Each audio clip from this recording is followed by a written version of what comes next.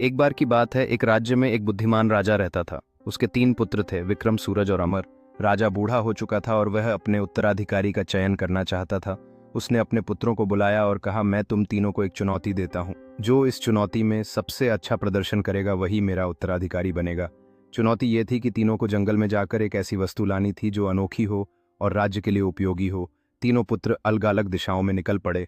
विक्रम ने जंगल में एक जादुई तलवार पाई जो किसी भी दुश्मन को हराने में सक्षम थी। उसने सोचा, यह तलवार हमारे राज्य को सुरक्षित रखेगी। सूरज को एक चमत्कारी बीज मिला जो रातों रात विशाल वृक्ष बन जाता था और हर मौसम में फल देता था। उसने सोचा, यह बीज हमारे राज्य को समृद्ध अमर ने जंगल में एक बूढ़े साधु को देखा जो भूखा और कमजोर था।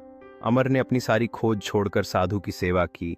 साधु ने प्रसन्न होकर उसे एक छोटा सा दर्पण दिया और कहा, यह दर्पण सच्चाई दिखाता है और किसी भी समस्या का समाधान बताता है। तीनों पुत्र राजा के पास लौटे और अपनी अपनी वस्तुएं प्रस्तुत की। राजा ने विक्रम की तलवार देखी और कहा, यह शक्ति देगी पर युद्ध को बढ़ावा दे सकती है।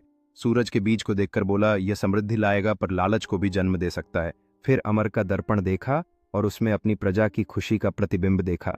दर्पण ने बताया कि सच्चाई और करुणा ही सबसे बड़ा खजाना है। राजा ने अमर को गले लगाया और कहा, तुमने निस्वार्थ भाव से सेवा की और सच्चाई का मार्ग चुना, तुम ही मेरे उत्तराधिकारी बनोगे। राजा ने सभी को बुलाया और अमर की निस्वार्थ सेवा के बारे में बताया। उसने कहा, यह दर्पण हमें सच्चाई की पहचान कराता है और हमारे दिलों में करुणा जगाता है। अमर अब अपनी प्रजा के सामने खड़ा था और सबने उसे प्यार से देखा। उसका हृदय गर्व से भर गया क्योंकि उसने सच्चाई का मार्ग चुना था। राजा ने अपने लोगों से कहा, अमर ही मेरा उत्तराधिकारी होगा और वह हमारे बीच सच्चाई और करुणा फैलाएगा।